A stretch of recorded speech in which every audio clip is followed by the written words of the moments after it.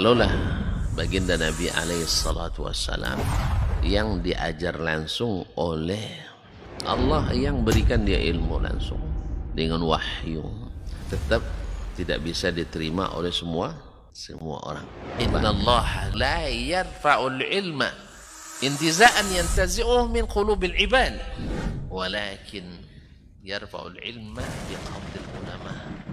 Bahkan sebagian besar orang pada waktu itu menolak Nabi alaihissalatu wassalam. Tetapi Nabi sallallahu alaihi wasallam mengajarkan kita untuk tidak patah arang dan tidak pernah berhenti berdakwah. Allah tidak mengangkat ilmu dengan mencabutnya dari hati-hati manusia, tidak, tetapi dengan mewafatkan para ulama. Mana yang lebih afdal, ahli ibadah atau ahlul ilmi? Dari semua sisi ahlul ilmi lebih afdal daripada ahli ibadah. Sampai tidak tinggal satu orang pun ulama. Ittakhadhan nasu ru'usan juhalan. Ketika tidak seorang alim pun yang tinggal, akhirnya orang-orang mengambil para pemuka-pemuka yang jahil.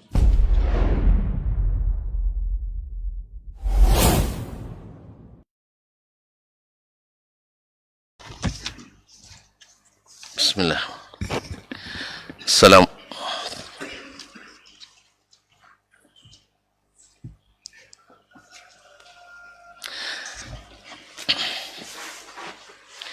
Assalamualaikum warahmatullahi wabarakatuh. Innal hamdalillah nahmaduhu wa nasta'inuhu wa nastahdihi wa nastaghfiruhu wa natubu ilaih wa na'udzu billahi min syururi anfusina wa sayyiati a'malina may yahdihillahu fala mudilla lahu wa may yudlil fala hadiya lahu. Asyhadu an la ilaha illallah wahdahu la syarika lahu wa asyhadu anna Muhammadan abduhu wa rasuluh la nabiyya ba'dah. يا أيها الذين آمنوا اتقوا الله حق تقاته ولا تموتن إلا وأنتم مسلمون. يا أيها الناس اتقوا ربكم الذي خلقكم من نفس واحدة وخلق منها زوجها وبث منهما رجالا كثيرا ونساء واتقوا الله الذي تساءلون به والأرحام إن الله كان عليكم رقيبا. يا أيها الذين آمنوا اتقوا الله وقولوا قولا سديدا يصلح لكم أعمالكم ويغفر لكم ذنوبكم ومن يطع الله ورسوله فقد فاز فوزا عظيما. أما بعد فإن أصدق الحديث كتاب الله وخير الهدي هدي محمد صلى الله عليه وسلم وشر الأمور محدثاتها وكل محدثة بدعة وكل بدعة ضلالة. معاشر المسلمين معاشر المسلمات الحاضرين والحاضرات jemaah salat subuh di Masjid Zaid bin Thabit radhiyallahu anhu Pekanbaru, ataupun yang menyaksikan melalui media atau mendengarkan melalui radio dimanapun berada. Alhamdulillah, dengan rasa syukur yang sedalam-dalamnya atas segala nikmat yang diberikan Allah, kita mengucapkan puja-puji yang setinggi-tingginya kepada Allah Tabaraka wa Ta'ala sesuai dengan yang patut dan layak untuknya.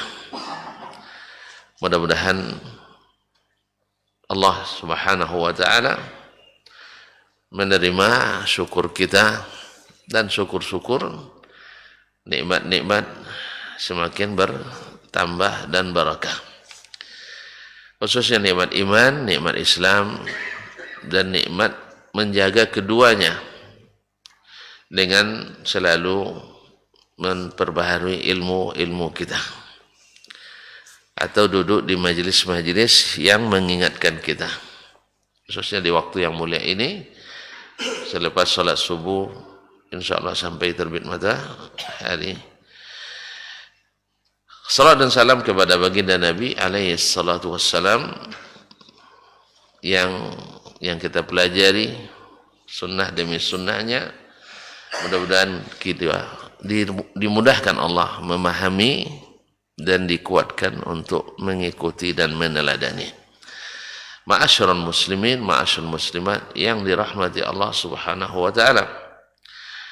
Kembali melanjutkan seperti yang kita janjikan di pekan sebelum ini pekan, yaitu ketika Imam Asy-Syafi'i rahimahullah mengatakan bahwasanya pada asalnya yang kita bangun mazhab, bukan mazhab, yang bangun pendapat kita di atasnya, annal ahaditha idza ikhtalafat lam nazhab ila wahidin minha duna ghairi illa bisababin, bahwa hadis-hadis itu bila ikhtalafat, bila terjadi pertentangan, perselisihan di antaranya atau kontradiksi di antaranya, lam nazhab ila wahid minha, kita tidak mentarjih salah satu darinya,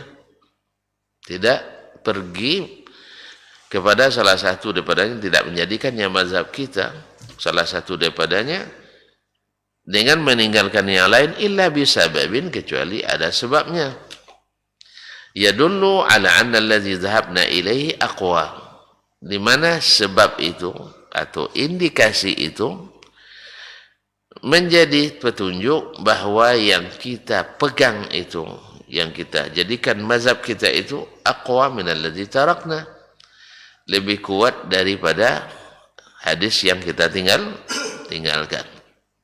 Kan kemarin di hadis Rafi' bin Khadij, Nabi melambatkan salat subuh sampai terang di ufuk timur.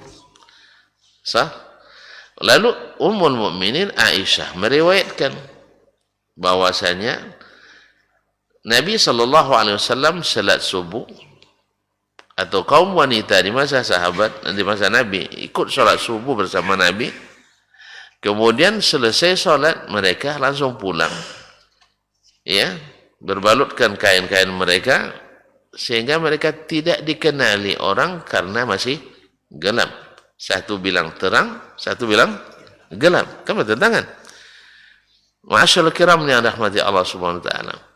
Demikian pula diriwayatkan oleh Zaid ibn, di masjid siapa kira? Zaid ibn Thabit radhiyallahu anhu. Diriwayatkan oleh Zaid ibn Thabit dan selainnya. Zaid ibn Thabit dan selain Zaid, di antaranya adalah Sahal ibn Sa'ad As-Sa'idi. Lalu Imam Syafi'i mengatakan kita tidak mungkin mengambil salah satu dari keduanya kecuali ada sebab, yang mengatakan terang atau mengatakan gelap. Apa sebabnya? Sampai di sini kemarin kan? Qala wa ma dzalika sebab. Penanya mengatakan apa sebab yang membuat kita mengambil salah satu daripada kedua atau salah satu pihak hadis yang berselisih tadi. Qultu, saya jawab, kata Imam Syafi'i rahimahullah, ayyakuna ahadul haditsaini asbaha bi kitabillah. Salah satunya adalah, atau yaitu sebab itu adalah salah satu dari kedua hadis yang berselisih tadi. Asbaha bi kitabillah, yaitu hukum yang ada di dalamnya lebih serupa dengan ada yang dalam kitab Allah. Ingat ikhwan kaum muslimin muslimat, semua hadis itu mesti menafsirkan Al-Quranul Karim. Tapi mana makna yang paling mudah dan paling dekat? Ya, yang makna zahir di antara keduanya yang paling dekat dengan makna Al-Quranul Karim. Karena termasuk salah satu dari dhawabit, dari rambu-rambu memahami hadis, ya seperti yang disebutkan oleh para ulama hadis dan ulama fikih, adalah memahami al-hadis dengan merujuk Al-Quranul Karim. Sebagaimana Al-Quran ditafsirkan dengan hadis. Ini walibnya. Demikian pula hadis ditafsirkan dengan Al-Quranul Karim. Nah, karena dua-duanya itu sudah datang dari Allah Tabaraka wa Ta'ala. Al-Quran hadis dua-duanya wahyu. Dua-duanya wahyu. Ini menurut ittifaq ahli hadis. Tapi ada sebagian mengatakan enggak, dia hadis tidak wahyu. Taib, kalaupun tidak wahyu, tapi Allah tahu Nabi melakukan itu, lalu disetujuinya. Persetujuan Allah terhadap apa yang dilakukan Nabi sama dengan wahyu juga. Walaupun asalnya Nabi yang mengerjakan, Nabi yang memerintahkan, Nabi yang menyetujui, Allah Subhanahu wa Ta'ala setuju itu namanya apa? Wahyu juga. Allah tidak mungkin lalai dari apa yang dilakukan Nabi, apalagi dinisbatkan kepada syariat ilahi. Jelas? Sahabat misalnya melakukan sesuatu disetujui oleh Nabi, jadi apa dia? Jadi hadis. Jadi hadis karena Nabi yang saya setujui. Tapi kalau sahabat bikin suatu amalan, Nabi enggak ada, siapa yang setujui? Enggak ada. Oleh sebab itu jangan melakukan sesuatu yang tidak ada sama sekali dalam syariat Islam lalu dinisbatkan kepada Islam. Jelas? Sudah jelas seperti itu masih kabur juga, dan tidak salah lagi saya itu. Nah, sudah jelas kan? Jadi segala sesuatu seperti kata Imam Malik, malam yakun dinan fi zamanin Nabi sallallahu alaihi wasallam. Sesuatu yang belum masuk dalam kategori agama di masa Nabi alaihi salatu wassalam, maka la yakunu dinan fi zamanina. Di zaman kita pun tak boleh masuk bagi kategori agama. Apapun cara yang dilakukan orang, walaupun baik menurut pelakunya. Karena seperti yang sering saya ulang-ulang, orang melakukan suatu amalan dalam agama ya, rata-rata dengan niat baik, rata-rata dengan pandangan baik.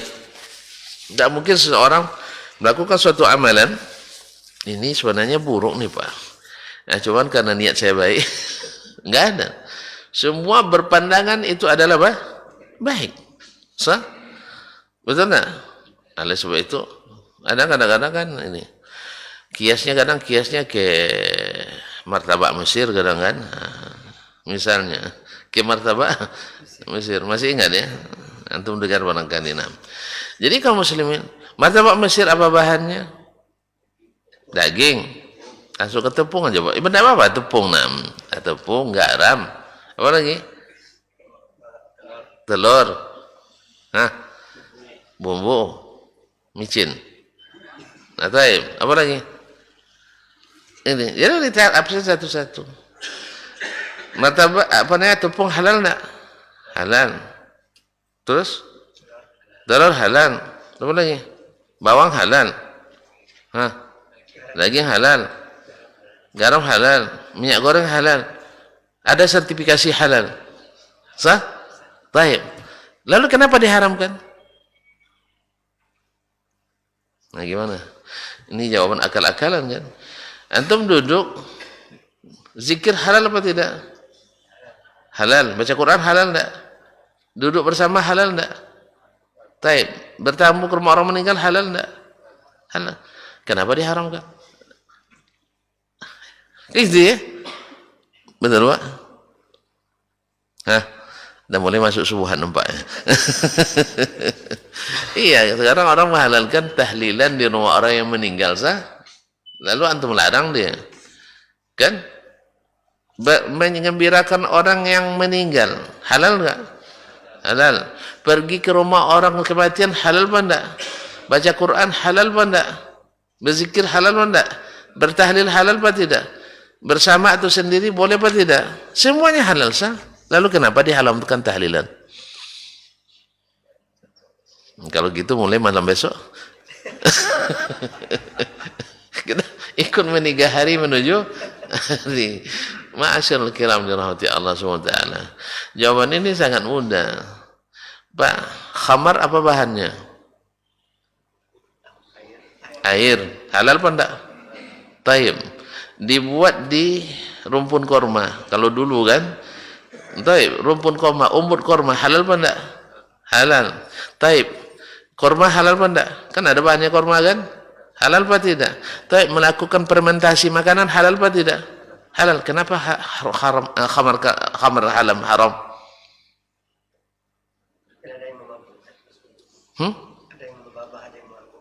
Taib, tahlilan tidak memabukkan. Kalau mau jawaban memabukkan nanti ini. Masalahnya prosesnya, walaupun bahannya halal semua, tapi prosesnya jadi haram. Prosedurnya itu yang tidak boleh.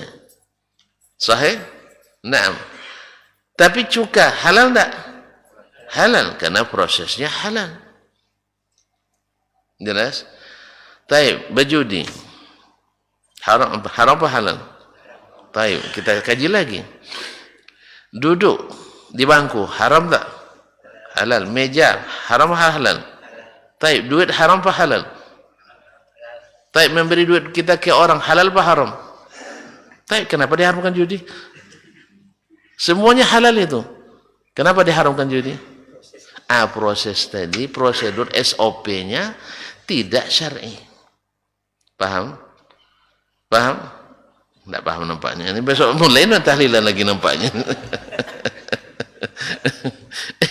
Jadi main akal-akalan gitu. Itu yang menyebabkan sebagian orang kadang terlibat melakukan tindakan-tindakan yang tadi.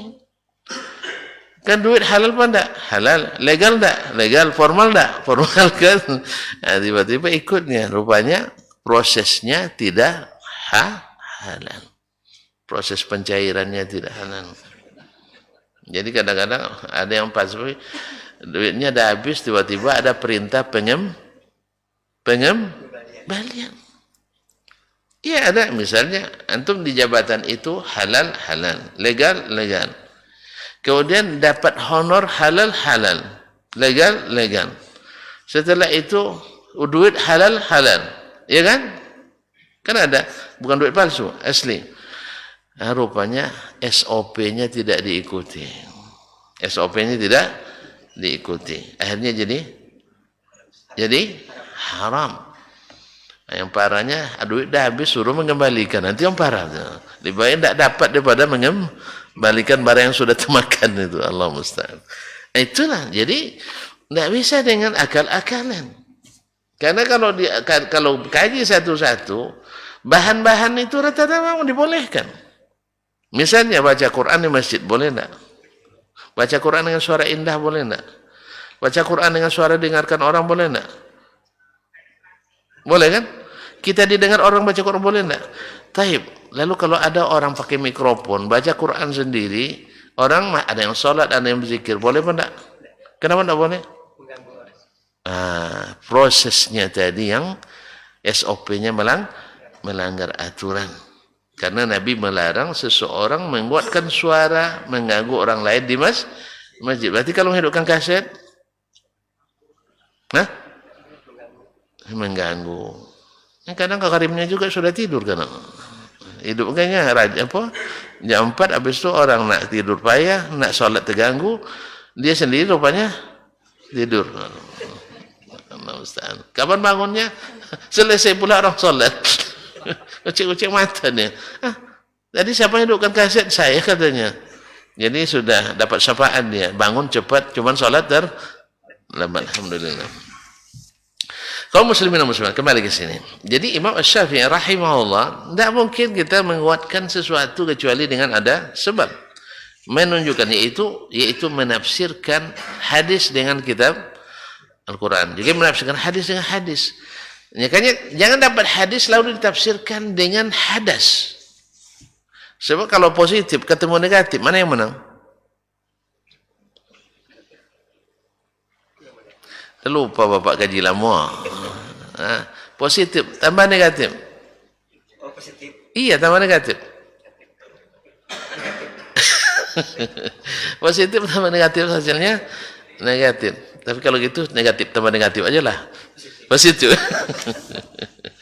Kaum muslimin dan muslimat dirahmati Allah. Yang apa namanya? Salah SOP tadi, ya, salah SOP, salah timernya, semuanya bermasalah alis tadi. Misalnya, anggaran untuk tahun 2024 dikeluarkan 2023, boleh enggak? Enggak boleh.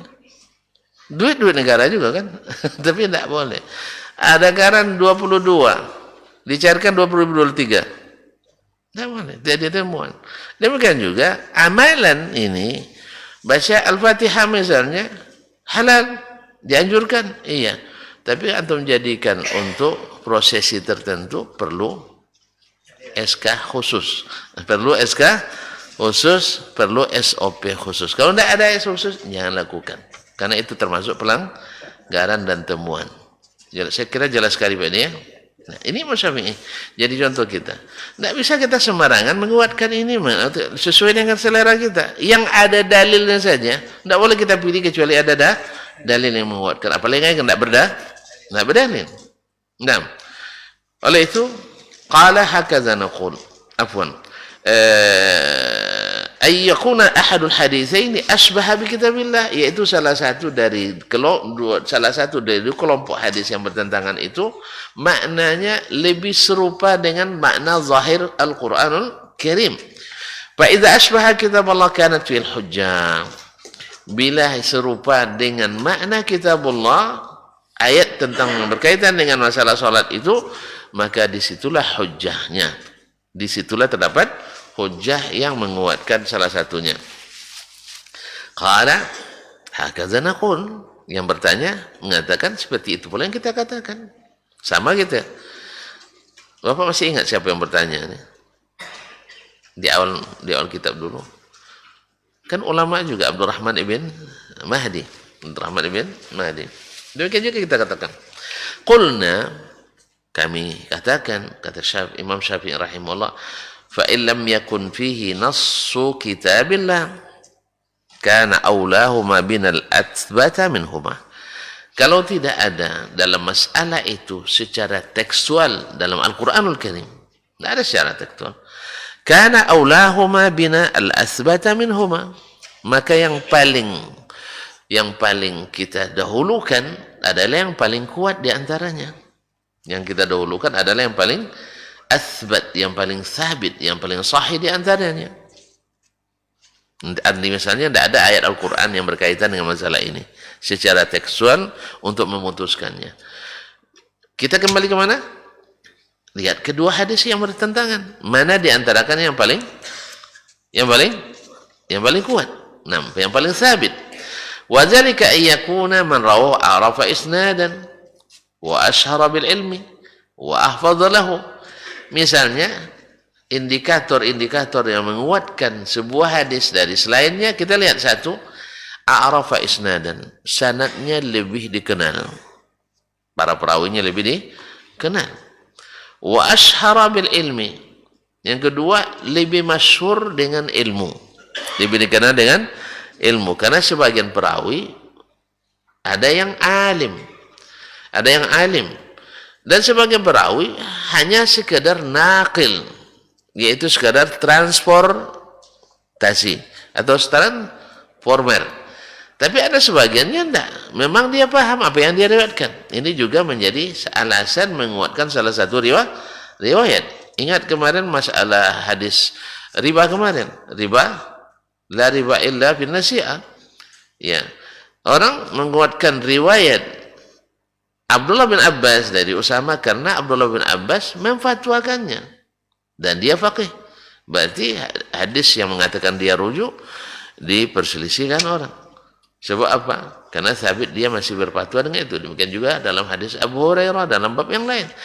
Dia masih memfatwakannya ketika bab masalah membatalkan wudu dengan makan makanan yang daging yang dimasak atau yang dibakar. Ya. Ada yang mengatakan dinasah. Tidak dinasah. Sebab Abu Hurairah yang Islam setelah Abu Khaybar, dia masih memfatwakannya setelah Nabi meninggal radhiyallahu anhu. Nah, baik kaum muslimin dan muslimat dirahmati Allah, wa ahfadhalahu, atau lebih hafiz. Ini lebih hafiz. Ini Imam Syafi'i rahimahullah mentaksis, mentaqid, membuat suatu landasan hukum, landasan kaidah dalam ilmu hadis.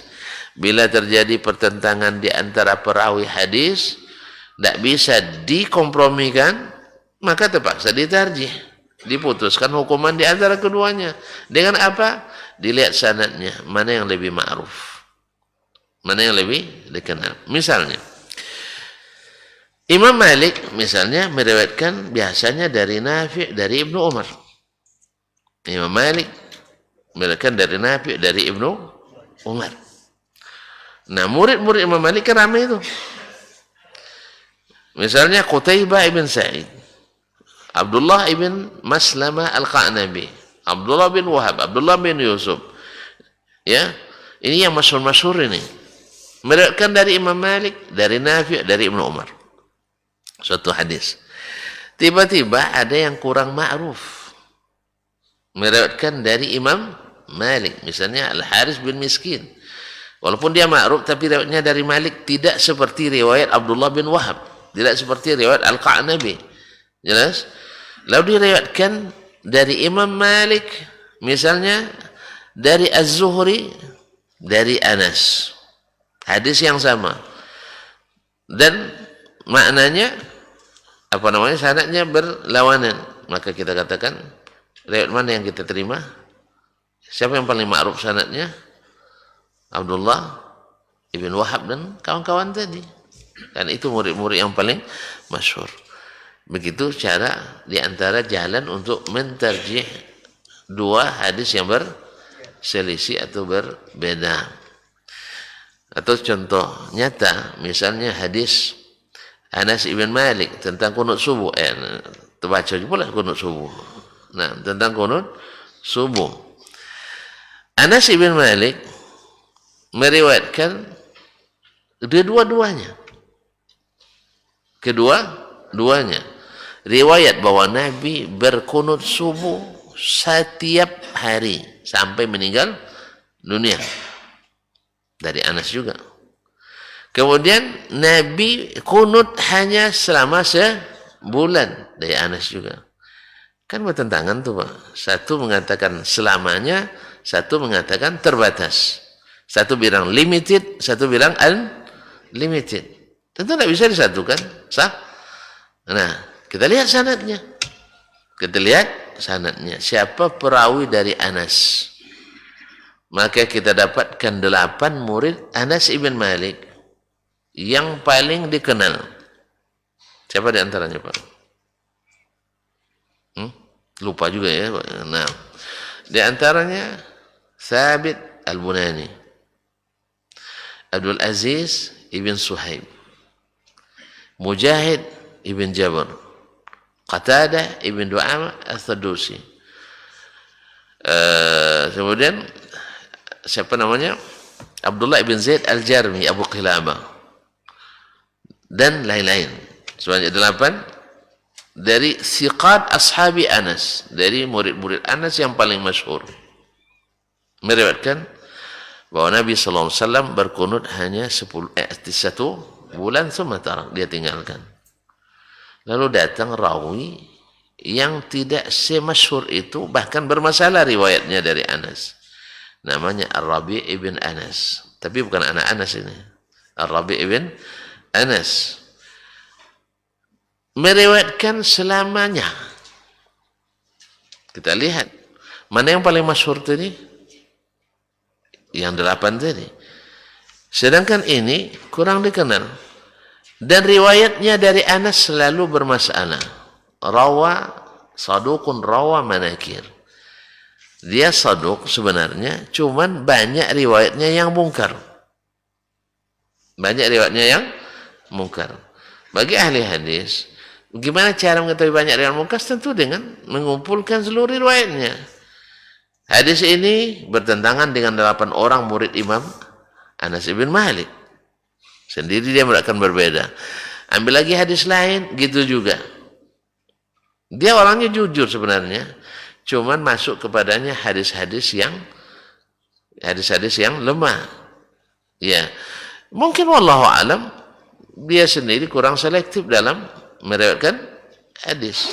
Nah, dia dapatkan yang berbeda dengan yang lain, atau bisa saja hafalannya yang kurang. Hafalannya yang orangnya jujur, cuma hafalannya kurang. Wallahu alam. Akhirnya dalam bab ini maka para ulama tidak meriwayatkan hadis, kunut selamanya itu dalam al-kutub al-ummahat. Dalam kitab-kitab ummahat kutub sita tidak ada. Yang diriwayatkan oleh mereka adalah hadis yang diriwayatkan oleh jamaah yang banyak tadi, yang thiqat, yang masyhur itu, menandakan bahwa riwayat mereka lah yang mahfuz, riwayat mereka lah yang terjaga, sedangkan riwayat Ar-Rabi' ibn Anas adalah riwayat yang mungkar. Oleh sebab itu, di sini kita tahu bahwa yang benar adalah meninggalkan kunut subuh yang berterusan itu. Nah, tapi bukan maksudnya meninggalkan sholat gara-gara itu. Jangan selepas nanti kunut tidak jadi pula kita sholat, bukan. Nah, ya, yang saya paham Pak dia. Jadi kalau ada orang kunut nanti tidak mau sholat situ, sholat aja tidak ada masalah. Sholat aja di situ. Lalu gimana kita ikut kunut atau tidak? Ikut kunut atau tidak? Ulama dalam menyikapi ini ada dua mazhab. Ada yang mengatakan ikut imam karena kita disuruh mengikuti imam, dan ini kuat. Tapi ada yang mengatakan tidak perlu. Sebab apa? Sebab ini tambahan yang tidak syar'i. Maka mengikuti imam dalam mengerjakan yang tidak disyariatkan tidak diwajibkan. Misalnya imam garut kepala, masa kita ikut garut kepala? Tidak. Ya, wallahu alam, saya cenderung ke yang ini. Tapi ada kalanya kita harus, ini yang dinasihatkan oleh guru kami. Saya tanya langsung ke Syekh Anis, kalau sebaiknya demi untuk menjaga tidak terjadinya sesuatu yang tidak diinginkan, perselisihan yang berkepanjangan, kalau sholat di belakang imam yang kunut, ikut saja kunut insyaallah ta'ala. Alal aqal ikhtilaf ulama dalam masalah itu. Dan antum meniatkan kunut kan antum kan tidak selalu kan? Kan tidak selalu. Sekali-sekali kan boleh. Maka niatkan itu. Wallahu ta'ala alam. Baik. Balik ke sini. Berkata Imam Asy-Syafi'i rahimahullah, wal ashhar bil ilmi, yang masyhur dengan ilmu. Dan kita contohkan wa ahfaz lahu, dan yang paling hafiz. Nah, sebenarnya dalam kehidupan sehari-hari kan kita juga gitu. Ada misalnya si fulan bawa berita, betul kan? Tentang satu masalah misalnya. Yang lain bawa berita. Kita akan lihat beritanya bertentangan nih. Siapa yang benar di antara keduanya? Siapa yang kita cari pertama kali? Misalnya berita dari Masjid Zaid bin Thabit misalnya. Jemaah ini bawa pengajian subuh besok diliburkan. Yang satu keluarkan berita pengajian subuh diteruskan. Nah, Bapak cari mana untuk mengklarifikasi? Cari yang paling masyhur dalam masalah ini. Siapa yang paling sering men-share informasi pengajian? Pasti itu yang paling dipercaya, ya kan? Ya kan? Karena dia yang masyhur dengan riwayat ini. Dia masyhur dengan, tidak bisa dihubungi, cari pengurus yang paling melekat tugasnya dengan kajian. Bagian dakwah. Bagian dakwah, dihubungi si fulan. Tidak juga diangkat. Cari ketua lagi kan, cari ketua. Nah, dan seterusnya. Tidak juga dapat klarifikasi ke Ustaz langsung. Ustaz ngaji besok atau tidak? Itu kalau sudah selesai, kata Juzaimah itu lisana kulli khatib, kata orang Arab. Kalau sudah itu namanya si Juzaimah sudah memotong lidah semua ahli retorika. Tidak ada putus itu masalah. Tidak perlu cari impor. Masih kalau saya bilang, insya Allah kita ngaji. Karena dia mempelainya. Mempelai pasti akan lebih sibuk dengan akan lebih terkait hatinya dengan ini. Tidak pernah jadi mempelai, Pak. Mau coba lagi. Nah, orang lain dia akan lebih hafal tanggal pernikahannya daripada yang lain. Allah musta'an. Taib. Au yakuna ruwiyal haditsul ladzi dhahabna ilaihi min wajhain aktsar. Atau salah satu atau di antara yang menyebabkan kita menguatkan salah satu dari dua riwayat itu, dari dua hadis itu, kita lihat mana hadis yang diriwayatkan dari lebih dari satu jalan. Ya, yang lebih dari satu jalan, yaitu menguatkan dengan sanad yang lain. Wallati tarakna min wajh, ya dari dua jalan atau lebih, padahal yang kita tinggalkan hanya dari satu jalan. Fayakunul aktsaru aula bil hifdzi min al aqall. Karena yang banyak pasti lebih kokoh hafalan dari yang satu atau yang sedikit. Aw yakuna alladzi ilai asbah bi makna kitabillah, atau yang kita ambil dari kedua makna hadis itu lebih serupa dengan makna kitab Allah tabaraka wa taala.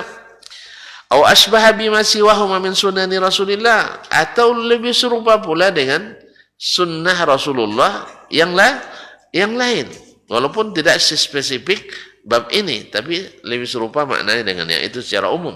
Akan ada dalil-dalil umum, ada dalil-dalil khusus. Misalnya dalil umumnya nanti seperti akan disebutkan, pada asalnya Nabi menyegerakan salat, bukan melambatkan, walaupun tidak secara spesifik salat subuh. Nah, cuma dalam salat subuh kan terjadi ini khilaf, dicepatkan atau dilambatkan. Nah, taib, kaum muslimin dan muslimat rahmatullah, maka kita lihat mana yang paling serupa dengan sunnah yang lain, walaupun semakna umum. Au aula bima ya'rifu ahlul ilmi, atau mana yang paling dikenali amalnya di antara para ulama, seperti yang seperti dalam masalah masalah wudu misalnya, dari memakan daging yang dibakar tadi, mana yang paling ma'ruf diamalkan oleh para ulama besar. Maka Imam Al-Bukhari memulai bab ini dengan menyebutkan 3 khulafa ar-rasyidin mengamalkan tidak berwudu setelah makan daging yang dimasak tadi. Berarti ini yang paling masyhur, sehingga dirajikan dengan itu. Au asahha fil qiyas, atau secara qiyas, kalau berlaku qiyas padanya, mana yang lebih sahih qiyasnya, mana yang lebih sahih qiyasnya. Wallazi alaihi al-aktsar min ashabi Rasulillah, yang kebanyakan sahabat Rasulullah sallallahu alaihi wasallam mengamalkannya. Jadi kalau kan tidak sepakat untuk, kalau ada dua hadis yang berbeda pasti tidak sepakat mereka itu mengamalkannya. Mana yang paling umum diamalkan oleh para sahabat Nabi ke Rasulullah. Kenapa sahabat? Nah, balik lagi, sahabat biasanya memang istiqamah dan konsisten lebih dari generasi yang lain, maka mereka rujukan utama kita setelah Rasulullah sallallahu alaihi wasallam. Qala, dia berkata, wa hakadza naqul wa yaqulu ahlul ilmi. Ini juga pendapat kita dan pendapat umumnya para ulama dalam menguatkan salah satu dari hadis yang berbeda. Qultu, lalu saya teruskan, fa haditsu Aisyah radhiyallahu anha asbahu bi kitabillah. Hadis yang diriwayatkan oleh Ummul Mukminin Aisyah lebih serupa maknanya, lebih dekat dengan makna ayat Al-Qur'anul Karim tentang masalah menunaikan salat dari sisi waktunya. Lianna Allah yaqul, karena Allah berfirman, hafidhu ala salawati was salatil wusta. Jagalah salat itu, khususnya salat al-wusta. Salat wusta itu ada yang mengatakan asar, ada yang mengatakan subuh. Fa idza halal waktu, apabila masuk waktu, fa aulal musallina bil muhafazati al muqaddimus salati.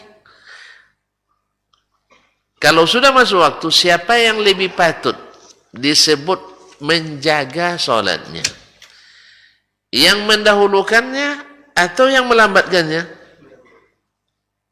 Ikhwan, kalau sempat ada pengumuman, siapa yang taat bayar pajak, misal, saya tidak bisa membahas hukum pajak nih ya, siapa yang taat bayar pajak, maka 5 tahun ke depan bebas pajak. Lalu Bapak bayar. Ini bayar. Saya bayar selalu tepat waktu di awal. Bapak selalu dah last time. Dah hampir tutup buku baru bayar. Kira-kira mana dahulukan, saya atau Bapak? Alhamdulillah. Ini taat pajak. Betul kan?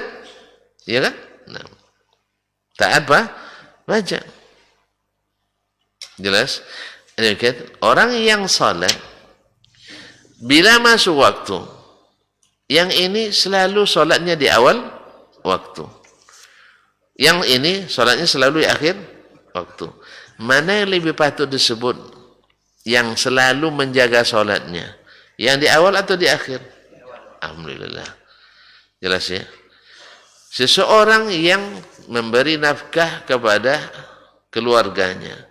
Yang satu, yang bulan lalu belum dibayar.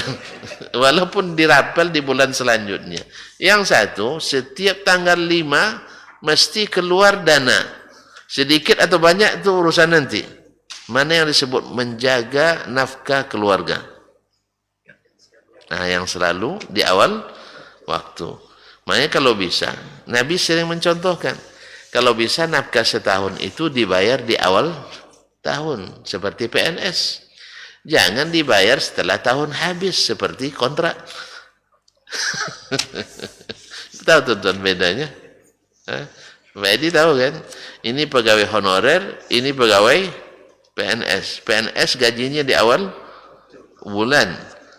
Nah, kalau yang kontrak gajinya, atau bahasa lainnya PNS gaji dulu baru bekerja. Kalau kontrak kerja dulu baru gaji. Makanya mana yang lebih rajin bekerja?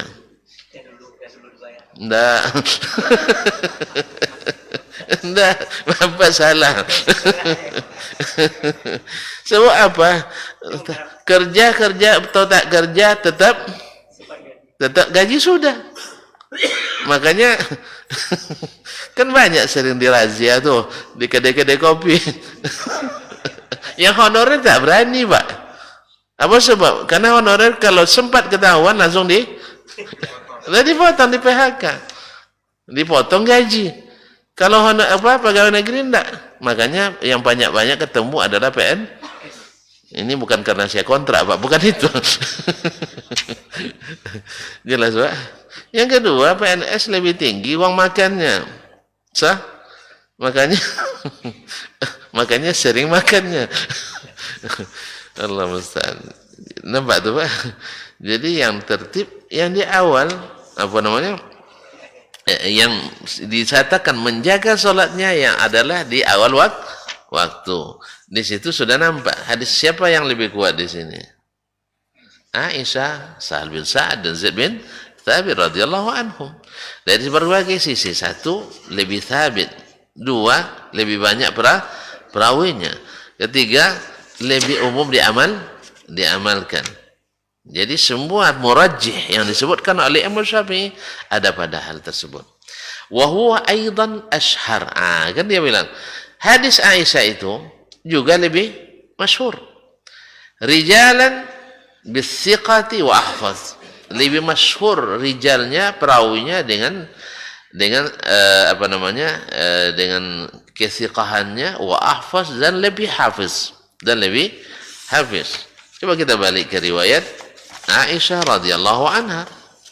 Nah, siapa perawinya? Kita bandingkan riwayat hadis daripada Rafi' bin Khadij. Berkata Imam Syafi'i, akhbarana Sufyan. Masih ingat Sufyan? Ibn Uyainah, Syekhul Haramain, yaitu Syekhul Hijaz. Ada guru besarnya ulama di Hijaz, bukan guru besar orang awam, tak, guru besarnya ulama. Anis Zuhri, dari Az-Zuhri. Masih ingat Az-Zuhri? Salah satu dari 6 tabi'in, menjadi poros perpustakaan hadis.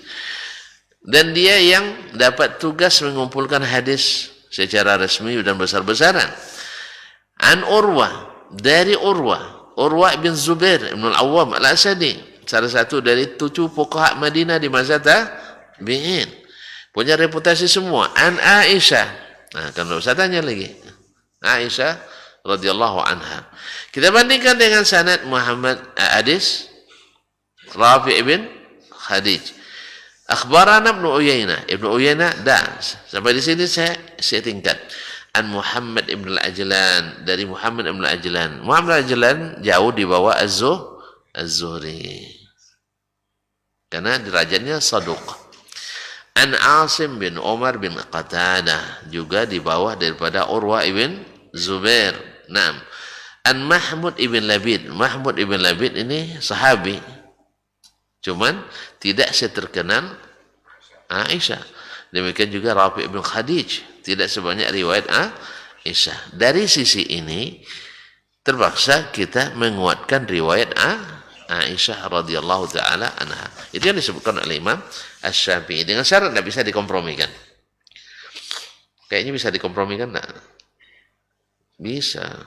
Sebagian mengatakan begini, mulainya cepat, selesainya kadang-kadang lambat. Kadang-kadang. Tapi pada umumnya adalah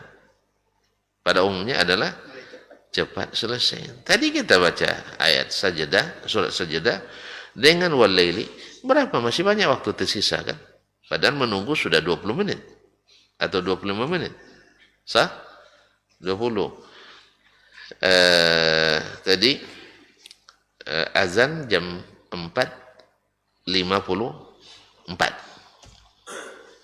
Tadi. Tak nengok jam tadi. Azan. Ya sekitar itu, oke. Betul itu sekitar itu. Jadi 4:54. Qamat jam 5:14. Selesai solat tadi, tak ada yang nengok jam. Kalau saya nengok, karena saya mempelainya. Jam 5, apa tadi? Jam 5 kurang 30, ya tak? Enggak jam 1. Hah? 5:35 betul. 5:35. Berarti berapa menit kita sholat dengan 2 surat yang panjang, lumayan panjang tadi. Iya 20 menit. 20 menit. Menjelang suruk jam 6:13. Masih sisa panjang enggak? Masih gelap enggak tadi? Enggak ada yang keluar tadi ya. Nah, masih lumayan, masih gelap. Kalau artinya belum terpantau siapa yang lewat tadi, apalagi perempuan.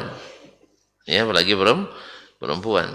Berarti sepanjang itu masih belum terang betul. Ya kan? Berarti wallahu alam antara keduanya bisa dikumpul, kadang-kadang cepat, kadang-kadang lambat. Ini seperti yang disebutkan oleh Imam Asy-Syaukani dalam Nailul Autar, menukil dari yang lain. Tapi sekarang dulu dari sisi riwayat, mana yang lebih kuat? Riwayat Aisyah lebih kuat. Cuman masalahnya al-jama' seperti itu tidak disetujui oleh yang mengatakan isfar, Imam Abu Hanifah. Maksud beliau bukan isfarnya karena panjangnya, memang dilambatkan qomatnya. Karena beliau dalam hadis, dalam masalah salat asar sendiri memilih salat di waktu mudayyiq, di akhir waktu. Waktu itu bagi 3 asar. Yang pertama adalah waktu muwassa', yang kedua mukhayyar, yang ketiga mudayyiq. Dia pilih melambatkan salat itu lebih diutamakan. Apa sebab? Karena seseorang yang belum sholat pasti mikir sholat terus. Jadi situ mungkin keadaan sebagian daripada daripada sholat mikir makan, lebih baik makan mikir sholat. Nah. Kaum muslimin, daripada sholat mikir rapat, lebih rapat, teruskan rapat mikirkan sholat misalnya. Cuman Abu Hanifah konteksnya beda dengan yang diaplikasikan oleh yang beralasan dengan mazhab Abu Hanifah. Abu Hanifah konteksnya adalah imam ikut melambatkan. Kalau kita ada imam terus awak tinggal, Nah, itu yang masalahnya. Jadi itu makanya konteks beliau tetap salat berjamaah, cuman dilambatkan qamatnya dan salat tetap bersama imam. Jelas ya? Ini kan banyak yang salah penerapan. Misalnya Imam Abu Hanifah mengatakan bila diperlukan boleh berzakat fitrah dengan bahan makanan. Kalau kita dari awal boleh berikan uang, kan itu ya, di saat diperlukan. Kalau kita tidak langsung diumumkan yang mau bayar uang sekian, Abu Hanifah menjadikan pilihan awal itu, paham tak? Pilihan terakhir, tapi kita jadi pilihan pertama, jadi salah lagi. Allah musta'an. Biasalah. Ini kadang kita asal sudah keluar SK, SOP tidak diperhatikan. Nanti setelah keluar kurang pendapatan baru kerasa kerusuk, cari-cari kelemahan, cari-cari kritik dan kadang berdemo pula. Padahal kita yang tidak mengikuti SOP yang sudah ditetapkan. Allah musta'an. Itu yang terjadi. Ma'asyarul kiram. Jadi kata beliau, wa ma'a hadisi Aisyah salasatun, bersama ada 3 lagi, kulluhum yarun, semuanya meriwayatkan dari Nabi sallallahu alaihi wasallam, dari Nabi sallallahu alaihi wasallam mislah makna hadis Aisyah, seperti hadis Aisyah maknanya. Zaid bin Thabit wa Sahal ibn Sa'ad as-Sa'idi, wa hadha ashbahu bi sunanin Nabi sallallahu alaihi wasallam, dan ini lebih mirip atau lebih dekat dengan sunnah Nabi sallallahu alaihi wasallam dibandingkan dengan hadis Rafi' ibn Khadij yang mengatakan melambatkan salat subuh. Qala, penanya mengatakan, wa ayyus sunan, sunan yang mana yang dimaksudkan yang lebih serupa itu? Qultu, saya jawab, qala Rasulullah sallallahu alaihi wasallam, Rasulullah SAW bersabda, awalul waqti ridwanullah, awal waktu itu adalah ridha Allah, wa akhiruhu afullah, dan akhir waktu itu adalah afullah, maaf dari Allah. Nah, di sini ada yang aneh, dan juga dikatakan oleh muhakkik Syekh Ahmad Muhammad Syakir, ada yang aneh. Apa yang aneh itu? Jawabannya di pekan depan. Iya, sabarlah. Ada yang aneh, jawabannya di pekan depan. Insyaallah ta'ala. Ya Pak ya. Pokoknya penasaran terus pokoknya. Nah, penasaran terus. Nah. Iya, soalnya agak berat sedikit ini. Berat bagi saya yang menyampaikan, mungkin berat bagi sebagian yang mendengarkan. Apa itu? Tunggu tanggal. Apa itu tunggu tanggal? Tanggal mainnya. Sebentar Pak, sebentar. Tanggal berapa itu ya? Ya, ada janji pula nanti. Awak rupanya tidak di sini. Hah? Dua-dua. Dua-dua insya Allah masih di sini. Nah, dua-dua aman. Insya Allah. Kecuali ada hal yang emergensi. Insya Allah aman. Insya Allah ya. Sabar kan? Kalau dibahas sekarang nanti takut Bapak tidak sempat ngantar anak. Ya. Daripada nengok-nengok jam terus, lebih baik kita kasih penasaran. Wallahu ta'ala alam. Wa sallallahu ala nabiyyina Muhammad wa sallam. Wa subhanakallah bihamdik. Asyhadu an la ilaha illa anta astaghfiruka wa atubu ilaik. Wassalamualaikum warahmatullahi wabarakatuh.